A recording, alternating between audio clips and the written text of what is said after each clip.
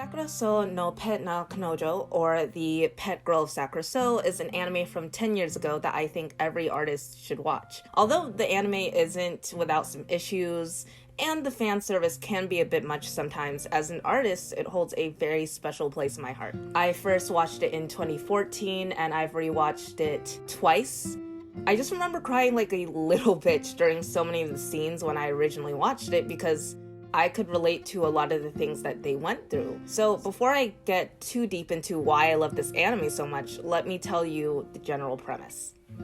The anime follows Sorata, who is going to an art-focused high school and moved into the Sakurasou dorms because of a stray cat he took in, which isn't allowed in the normal dorms. Sakurasou is a dorm that was originally made for artists to be allowed to live and express themselves in whatever way they wanted to, and they didn't have to worry about public scrutiny. However, Sakurasou has since been used as a way to keep the quote-unquote problem students out of the way, or for students who have certain issues that prevent them from living in the normal dorms. From the very start, you see how eccentric all the characters are, and there's definitely lots of fan service and ecchi, which I'm personally not a huge fan of, but there's more to this anime than the surface level impression.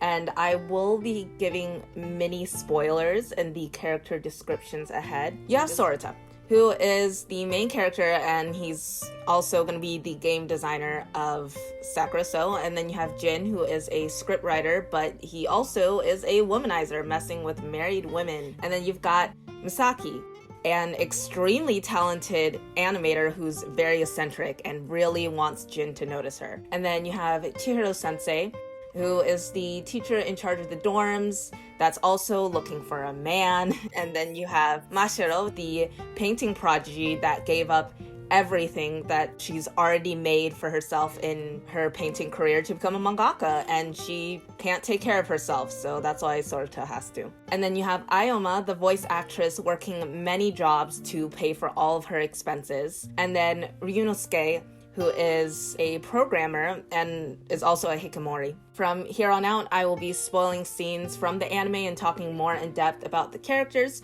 So if I've piqued your interest even a little, please go watch the anime and then come back when you're done. Everyone at Sakurasou has something they're talented at. At the start of the anime, Sorata is envious that everyone has something they're passionate about or talented in, and he doesn't know what he wants to do. That feeling of being lost is something I feel a lot now. I'm done with college, and quote-unquote, the world is my oyster, or whatever they say, but I don't necessarily feel that way. He has a very complicated relationship when it comes to Mashiro.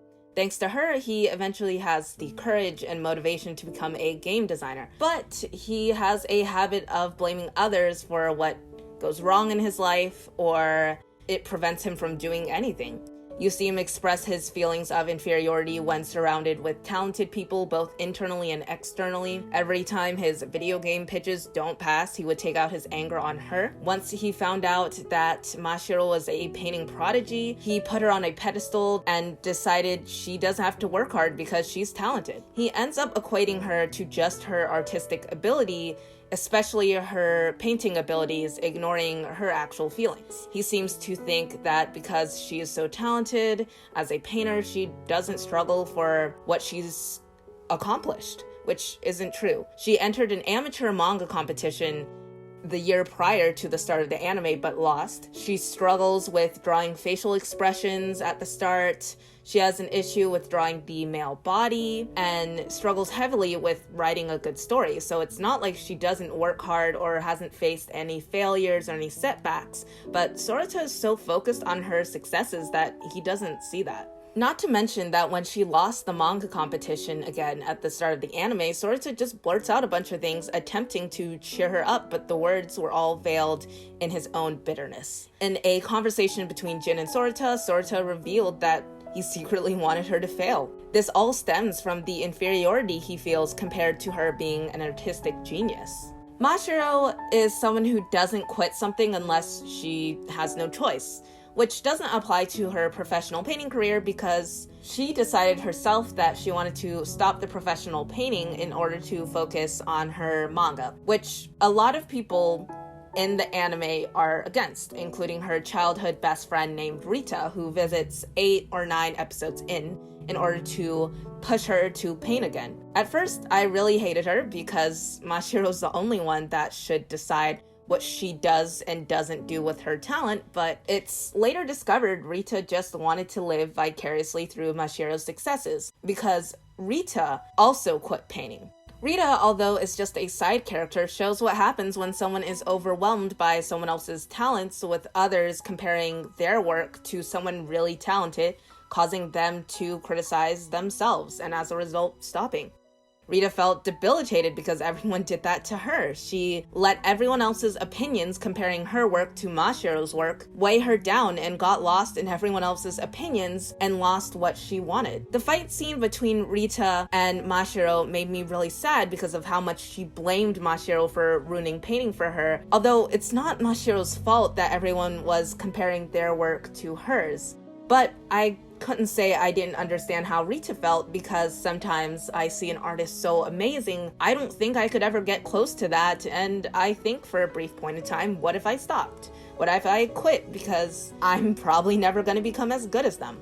Fortunately, after a very passionate fight between friends and a lot of crying, me included, they made up and Mashiro convinced Rita to paint again. A similar situation was discussed with Sorata about when he had played soccer for 9 years but suddenly stopped, leaving Mashiro to assume that he got injured because she doesn't understand why someone would suddenly quit something that they love. But Sorata quit because he lost ambition for it, since he wasn't particularly talented and quote-unquote saw his limit. Sadly, Sorata would continue to take out his frustration on Mashiro, and I have already decided that she is best girl in this anime, so Sorata is a character I kind of hate. However, I see where he is coming from, and I would lie if I said I didn't have ugly moments as he does, and haven't said things I'm not proud of out of that feeling of envy. Sorata and Jin bond over their feelings of inferiority when compared to the girls that they're interested in. But instead of Jin taking out his frustrations on Misaki for her talent, he uses his feelings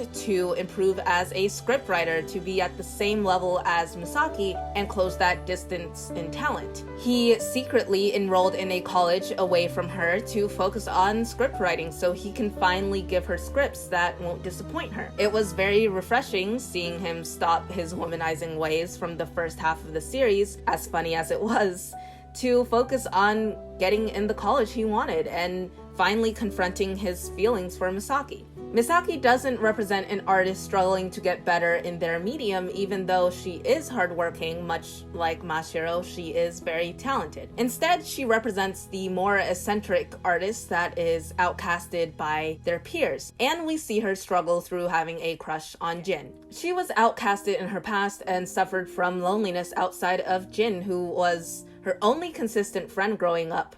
But that situation changed after Sakurasou. Although she is extremely upbeat, she has her weak and vulnerable moments when it came to Jin.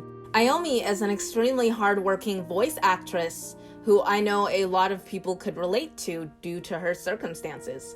She decided to pursue voice acting, going against her parents' wishes, and left, not having seen them since she started voice acting school. She had to financially support herself for her voice acting school, her dorm, and all her other bills. She's stubborn and hardworking, believing she has to do everything on her own and doesn't move into Sakurasou, even though it would obviously help her financial burdens, until we see her getting lightheaded and falling over from overworking. When she moves in, she takes up Mashiro duty and doesn't take help from any others, which ends up being detrimental to her success. Even when Aomi could barely walk, Mashiro was the one who begged everyone to let her go to her performance, because she would also stubbornly go if the roles were reversed.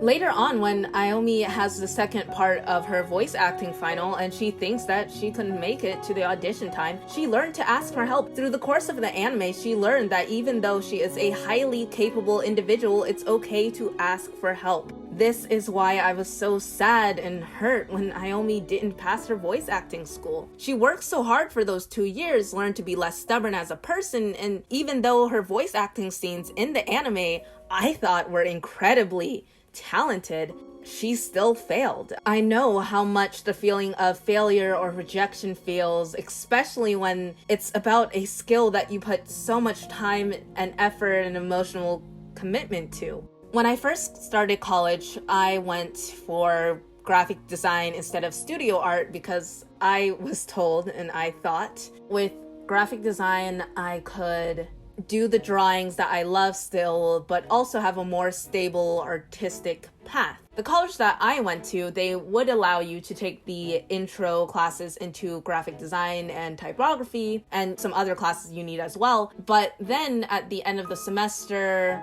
or at the end of the year, you would submit your portfolio. I had hundreds of pages. You had to have all your work in progress pieces showing and going into detail about all the stuff that was wrong with the design and why it's not part of your final design, and you needed your final designs to be perfect and everything. And although I didn't think I was like the most amazing graphic design person, I didn't think that I would fail. And I knew that this process was very competitive, but it still sucked. It still hurt when I failed. I still cried. And the thing with that portfolio review is you only get 2 chances. After the second chance, if you don't get in, then you have to switch your major. After the first time, when I failed and I cried, I decided I'm gonna make the changes and stuff that I need, and I'm gonna apply a second time. And this time, I kind of prepared myself more for the failure. Of course, I did fail a second time, and I ended up going to studio art, which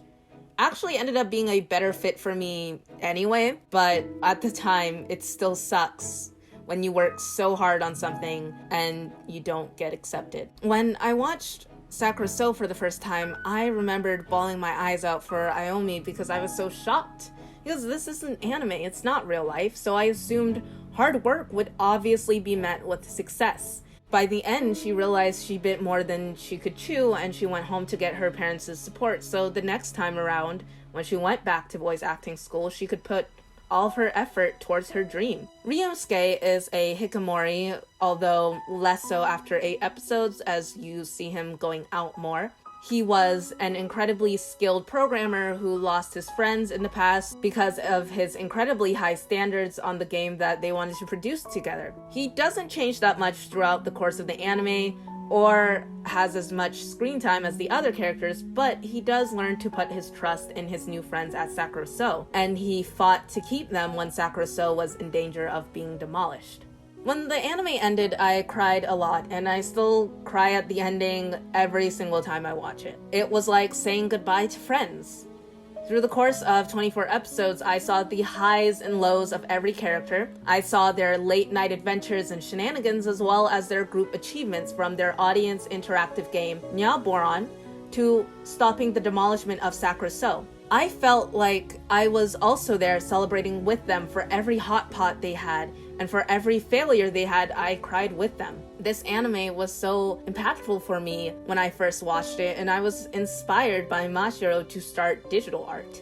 Before that, I only did traditional drawings. And after many years of my beginner's tablet, I bought the Wacom that Mashiro used, and I switched the orientation of the tablet so it would match hers. I could see myself in every failure of the characters. I truly think that this is an anime every artist from any medium should watch, because the struggles and feelings of these characters are universal.